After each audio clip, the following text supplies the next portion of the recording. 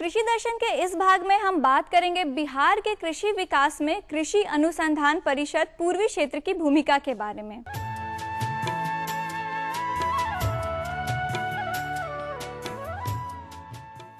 कृषि अनुसंधान परिषद पूर्वी संभाग की क्या क्या गतिविधियां हैं, कैसे ये हमारे क्षेत्र में प्रजातियों के विकास से लेकर प्रशिक्षण तक में कार्य कर रही है, इस पर विशेष चर्चा के लिए आज हमारे साथ हैं डॉक्टर बीपी भट्ट, जो निदेशक हैं इस संस्थान के। कृषि दर्शन कार्यक्रम में सर आपका स्वागत है। सर, कृषि विकास की जो तमाम तैयारियां हो रही हैं उसमें अनुसंधान का एक बहुत महत्वपूर्ण रोल है और अनुसंधान के साथ प्रसार का।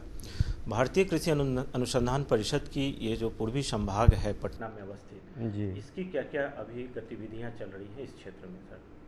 भारतीय कृषि अनुसंधान परिषद का जो पूर्वी क्षेत्र के लिए यहाँ पर जो हमारा कार्यालय है, इसका ये 7 राज्यों के लिए पूरे पूर्वी क्षेत्र के लिए कार्य करने के लिए इसको बनाया गया है। और ये एक कॉम्प्लेक्स के रूप में है जिसमें कि सभी जितनी फसलों के ऊपर कार्य किया जाना है, मत्स्यिकी के रूप में कार्य किया जाना है, पशुधन के ऊपर कार्य किया जाना है और उसके अलावा तमाम जो भी गतिविधियां हैं, जैसे कि जलवायु परिवर्तन का जो चर्चा का विषय है उस पर कार्य किया जाता है। तो संपूर्ण रूप से जो खेती के ऊपर और खेती के जितने भी अवयव हैं उन सब पर कार्य करने के लिए इस संस्थान की स्थापना की गई है।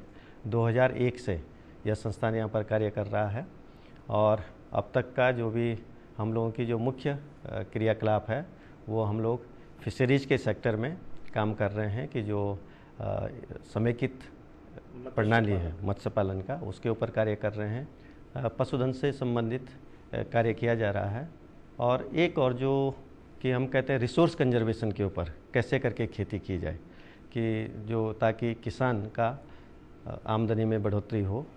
और जीरो टिलेज फीड जैसे आपने देखा होगा, ये सिर्फ प्रचलित है न सिर्फ बिहार में बल्कि वेस्ट बंगाल में, उसके ऊपर कार्य किया जा रहा है।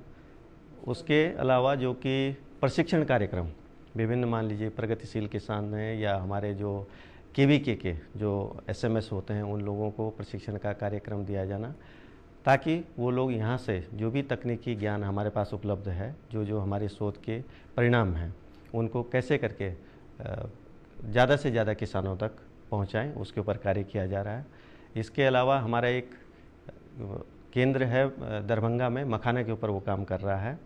और सबसे अच्छी बात जो मखाना में अब तक का मैं अगर कहूँ कि जो महत्वपूर्ण जो बिंदु है शोध का, वो ये है कि हम लोग खेतों में अभी मखाना को ले आए हैं। मखाना का जो खेती है वो जब तक जो अभी तक सिर्फ पौंड में हो रही थी, उसको हम लोग अभी खेतों तक ले आए हैं और उसको 1 से 1.5 फीट पानी अगर किसान रखें तो उसमें मखाना लगाया जा सकता है। और जब मखाना हार्वेस्ट हो जाए उसके बाद हम लोग उसमें कोई भी दूसरी फसल ले सकते हैं। तो ये एक उन्नति हुई है। मखाना में अभी तक भारतवर्ष में कोई भी वैरायटी नहीं थी, तो हम लोगों ने उन्नत किस्म का अभी बीज जो है उसको एक वैरायटी के रूप में अभी रिलीज करेंगे। इसी जुलाई में हम लोग इसको रिलीज करने जा रहे हैं, तो जिसमें की पैदावार काफ़ी अच्छी है। 2.5 टन से 3 टन तक हमको कृषकों के खेतों में इसकी जो पैदावार है वो मिल रही है। जबकि हमारे जो पौंड वगैरह थे, जलाशय जितने भी थे, उनमें 1.4 से या 1.6 टन तक ही ज़्यादा से ज़्यादा पैदावार मिलती थी। सर, इस प्रजाति की फील्ड में ट्रायल हो चुकी है? हो चुकी है। इसकी विभिन्न इसका हम लोगों ने विभिन्न कृषि विज्ञान केंद्रों के द्वारा इसको 4-5 जगह बिहार में, उसके अलावा उत्तर प्रदेश में, उसके अलावा छत्तीसगढ़ में, आसाम में, विभिन्न जगहों पर इसको हम लोग वो किया है। और इसका 2 साल का हमारे पास ऑलरेडी आंकड़े आ गए हैं। तीसरे साल का जैसे ही हमारा आंकड़ा आ जाएगा उसके बाद हम इसको प्रजाति को के रूप में इसको रिलीज करेंगे। अभी तक प्रजाति नहीं है, इसको प्रजाति के रूप में रिलीज करेंगे। तो ये 2 मुख्य हमारे काम हुए हैं। इसके अलावा रांची में भी हमारा एक केंद्र है जो कि काम कर रहा है कृषि वानिकी के ऊपर और बागवानी के ऊपर। तो हमारे अब तक जो 42 हमारी प्रजातियां विकसित हुई हैं रांची केंद्र के द्वारा। विभिन्न सब्जियों की ये प्रजातियां हैं और जो न सिर्फ पूर्वी भाग में बल्कि अन्य देश के अन्य भागों में भी बहुत अच्छा जिनकी पैदावार है और बहुत अच्छा इनका प्रोडक्शन आ रहा है।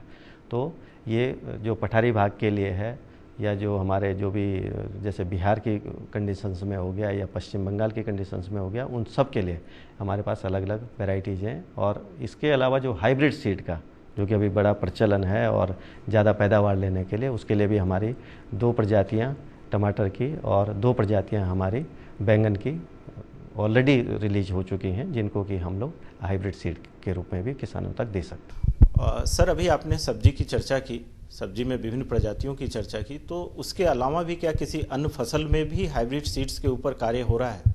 हाइब्रिड सीड देखिए, क्योंकि हम लोगों का जो मुख्य काम है वो जितना तकनीकी ज्ञान है, जो इस केंद्र का जो काम है वो मुख्यतया ये है कि जो भी पूर्वी भाग में, देश के पूर्वी भाग में जो अन्य जितने ICAR के जो भी संस्थान हैं, वो एक किसी पर्टिकुलर क्रॉप के कोई निश्चित फसल के ऊपर कार्य कर रहे हैं। जैसे आप CRRI कटक का है, वो सिर्फ आपका धान के ऊपर कार्य करेगा। वैसे ही और हैं, कोई लैग के ऊपर काम करेगा, कोई पानी के ऊपर काम कर रहा है। हमारा मुख्य जो काम है वो ये है कि इन सब से जो भी उन्नत किस्म का बीज है या उन्नत जो भी तकनीकी ज्ञान है, उसको कैसे करके इंटीग्रेट करके और उसको हम लोग समेकित रूप में उसका प्रदर्शन डिमॉन्स्ट्रेशन करें फार्मर्स के फील्ड में, अपने यहाँ उसको इवेल्युएट करें, ताकि किसान को एक समुचित जानकारी मिल सके, समेकित कृषि के रूप में उसको ले जाने का। हाइब्रिड सीड्स की अभी चर्चा हुई, तो बिहार की जलवायु क्या हाइब्रिड सीड्स के उत्पादन के लिए उपयुक्त है? देखिए, बिहार और आप जानते हैं द्वितीय हरित क्रांति की बात आप जानते हैं, ये अगर इसमें किसी का महत्वपूर्ण योगदान अगर पूर्वी क्षेत्र में अगर हो सकता है तो वो बिहार है और पश्चिम बंगाल है। और जहाँ तक फसलों की बात है, आप चाहे फल के रूप में ले लीजिए, चाहे सब्जियों के उत्पादन के रूप में ले लीजिए, ये 2 लीडिंग स्टेट्स हैं हमारे ईस्टर्न रीजन में।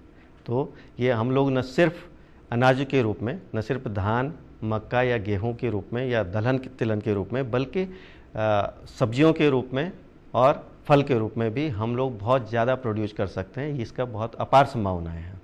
और जो हाइब्रिड सीड की जो आपने बात कही थी, हाइब्रिड सीड का हमारा जो IRI का जैसे केंद्र है या और जो हमारे केंद्र हैं, वो लोग निश्चित सीड का कोई दिक्कत उसमें नहीं है, हाइब्रिड सीड प्रोडक्शन उसमें भी कार्य चल रहा है। किसानों के प्रशिक्षण के लिए भारतीय अनुसंधान परिषद के इस प्रभाग में क्या क्या कार्यक्रम होते हैं? इसके अलग अलग तरीके से हम लोग करते हैं। हमारा मुख्य जो काम था वो ये है कि ट्रेनर्स ट्रेनिंग के रूप में काम करना, कि हम लोग जो प्रोग्रेसिव प्रशिक्षक को प्रशिक्षण दें ताकि ये ज़्यादा से ज़्यादा लोगों तक जा सके। क्योंकि मुख्यतः अगर आप देखें तो जो कृषक को प्रशिक्षण का मामला है, ये KVKs जितने हमारे कृषि विज्ञान केंद्र हैं हर ज़िले में जो फैले हुए हैं, उनका ये मुख्य काम होता है। हमारा मुख्य काम है कि जो प्रोग्रेसिव फार्मर्स हैं उनको ट्रेनिंग दी जाए, स्टेट लेवल जो फंक्शनरीज हैं उनको ट्रेनिंग दिया जाए, ताकि वो इसको आगे बढ़ाएं। और वो सिर्फ विभिन्न क्षेत्रों में, चाहे वो जल संरक्षण के क्षेत्र में हो, फिशरीज के सेक्टर में हो, कृषि वानिकी के लिए हो, बागवानी के लिए हो, तो ये जो कृषि के समुचित विकास के लिए मैं कहूँगा कि समुचित विकास के लिए उस तरीके से ट्रेनिंग देते हैं। और वो जो ट्रेनर्स को हम लोग यहाँ ट्रेन करते हैं, वो फिर आगे जा कर के उस ट्रेनिंग को लोगों को बांटें। सर, कृषि के हर क्षेत्र में विकास हो रहा है, वैसी स्थिति में आप सबसे ज़्यादा संभावना किस क्षेत्र में देखते हैं? अगर आप पूर्वी क्षेत्र की बात करें तो पूर्वी क्षेत्र में इसीलिए द्वितीय हरित क्रांति की बात हो रही है क्योंकि यहाँ पर संभावनाएं हैं और वो काफ़ी कुछ प्रूव हुआ भी है। जिस तरीके से हमारा प्रोडक्शन, अगर आप धान में देखें हाइब्रिड सीड प्रोडक्शन, जैसे अगर आप धान की उपज की बात करें तो हम लोग 12 से 13 टन तक उसमें उपज ले रहे हैं। आप गेहूं की अगर बात करें, हमारा 6 से 7 टन तक की पैदावार हो रही है अगर हम अच्छा उन्नत किस्म का बीज का उपयोग कर रहे हैं। इसके अलावा जो अपार संभावनाएं हैं या जो हिडन अपॉर्चुनिटीज़ हम जिनको कहते हैं, वो है हमारा मत्स्य के क्षेत्र में। आज हमारा जो उत्पादन है वो हम लोग मुश्किल से 1 टन से 1.2 टन, माने 1000 किलो से 1200 किलो तक ही मच्छी का औसत जो है उत्पादन कर रहे हैं। बिहार की अगर मैं सिर्फ बात करूं तो, जिसको कि बड़ी आसानी से हम लोग 5 से 6 टन तक ले जा सकते हैं। आवश्यकता है अच्छा बीज अगर हमने यूज़ किया है, कंपोजिट कल्चर अगर हम लोग यूज कर रहे हैं और उसको हम अगर जोड़ रहे हैं अपने पशुधन से। वो क्या रहा है कि हम लोग अलग अलग इन दोनों क्षेत्रों को देख रहे हैं। हम लोग फिशरीज को अलग ट्रीट कर रहे हैं और पशुधन की बात हम लोग अलग करते हैं। तो जो पशु को अगर हम लोग जोड़ दें, उसी तरीके से जैसे हमारी जो बतखें हो गई या मुर्गी हो गया, अगर उनको हम लोग जोड़ते हैं तो उनका जो भी फीकल मटेरियल है या जैसे गाय का गोबर है, अगर उसको पानी में अगर हम डालते हैं तो वो उस पानी को फर्टिलाइज करता है। फर्टिलाइज करके वो फाइटोप्लैंक्टन या जूप्लैंक्टन को उसमें बढ़ाएगा, जिनको कि हमारे जो मच्छियाँ हैं, मच्छियों के भोजन के लिए काम में आएगा। तो हम जो बाज़ार से भोजन के पर न निर्भर रह करके अगर हम लोग इस इंटीग्रेटेड फिश फार्मिंग की अगर बात करें, अपार संभावनाएं हैं। हमारे जो रिजल्ट जितने भी अब तक आए हैं कि अगर आप बतख के साथ बतख और मछली का अगर एक साथ जोड़ करके काम करते हैं तो आपको 3.5 से 4 टन तक की पैदावार आती है। मुर्गी के साथ अगर आप जोड़ते हैं तो इसी तरीके से 4 टन से ऊपर आती है। सबसे अच्छा जो इंटीग्रेशन है, समन्वय, जो सबसे अच्छा इंटीग्रेशन आज तक आया है वो हमारा आया है गाय के साथ, कि अगर गाय के गोबर को अगर हम लोग यूज कर रहे हैं as a fertilizer fish pond में, तो हमको 6 टन से ज़्यादा पैदावार मत्स्य की मिल रही है। कंपोजिट कल्चर की मैं बात करूँ। मत्स्य पालन में अपार संभावनाएं की चर्चा हर स्तर पे हो रही है। जी जी। आपने एक खास बात कही कि बीज का चुनाव। जी। आम किसान कैसे बीजों की प्रामाणिकता को देख पाएगा, समझ पाएगा कि जो बीज हम ले रहे हैं और वो उसी प्रजाति की है जिस प्रजाति की कही जा रही है? जी, वो ये बड़ा बहुत महत्वपूर्ण प्रश्न है और ये कई बार इस विषय पर चर्चा भी हुई है। इसमें कहीं ना कहीं यहाँ पर जो रिसर्च का और डेवलपमेंट डिपार्टमेंट्स का, इन दोनों का समन्वय, और जो किसान हम भाई हमारे हैं, इनका जब तक समन्वय हम लोग नहीं करेंगे तब तक उन्नत किस्म का बीज और सही समय पर, दुर्भाग्य क्या है कि सही समय पर बीज की उपलब्धता नहीं मिलती है, एक बात। दूसरी बात क्या है कि जो मैंने अभी इंटीग्रेटेड फिश फार्मिंग की बात करी, उसमें किसी एक मच्छी को अगर आप डालेंगे तो आपको उत्पादन 6 टन या 4 टन नहीं मिलेगा। उसमें आपको अलग अलग प्रजातियों की चाहिए। उसमें आपको इंडियन कार्प, मेजर कार्प भी चाहिए, आपको एक्जोटिक कार्प्स के भी है, ताकि जो विभिन्न सतह हैं पॉन्ड के अंदर उनसे वो लोग भोजन ले सकें, ताकि ज़्यादा पैदावार हमको उस पॉन्ड से मिल सके। ज़रूरत इसमें है कि जो ब्रूड मैनेजमेंट है, क्वालिटी ब्रूड का मैनेजमेंट हो, ताकि हमको जो फिश सीड है, फिश सीड अच्छा मिले और टाइमली अवेलेबिलिटी में मिले। तो इसमें जब तक डेवलपमेंट डिपार्टमेंट्स और रिसर्चर का और प्रोग्रेसिव फार्मर्स एक साथ नहीं आएंगे, तब तक इसको बहुत बड़े स्तर पर लाना मुश्किल होगा। लेकिन बहुत सारे किसान हैं, हम लोगों ने भी जैसे जंदा वगैरह में कुछ किसान हैं जो लोग कर रहे हैं और बहुत अच्छा बीज का उत्पादन कर रहे हैं। पानी मत्स्य में क्या होता है, जीरा डाल दिया, उसके बाद हम लोग 6 महीना या साल भर बाद या जब भी हमारी जैसी सुविधा है उसके हिसाब से जाल लेके गए, जो निकल गया वो काट दिया। जब तक ये हम लोगों का माइंडसेट में नहीं आएगा कि नहीं ये भी एक फसल है और उसको एक फसल के तरीके से जब तक ट्रीट नहीं करेंगे, तब तक मच्छी का उत्पादन को उस स्तर तक नहीं ले जा सकते। लेकिन निश्चित है कि संभावनाएं बहुत ज़्यादा, को बदलते हुए बिल्कुल बिल्कुल बिल्कुल।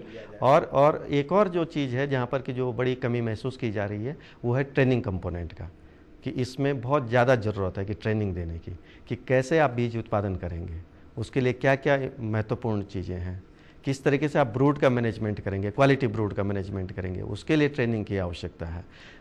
किस जलवायु में कितनी गहराई पर किस किस तरीके का इंटीग्रेशन आपको करना है, उसकी आवश्यकता है। तो ये सब चीज़ों के लिए जो ट्रेनिंग प्रोग्राम है वो बृहद रूप में ट्रेनिंग प्रोग्राम को चलाए जाने की आवश्यकता है। किसान भाइयों, कृषि विकास की जब बात होती है तो उसमें सरकार के पहल की भी चर्चा होती है। कृषि विकास के क्षेत्र में सरकार के द्वारा जब कार्य करने की बात आई तो इसको कृषि अनुसंधान परिषद के नेतृत्व में दिया गया। कृषि अनुसंधान परिषद, अगर ऐसा कहा जाए कि कृषि के अनुसंधान एवं विकास के लिए मक्का मदीना है, तो कोई अतिशयोक्ति नहीं होगी।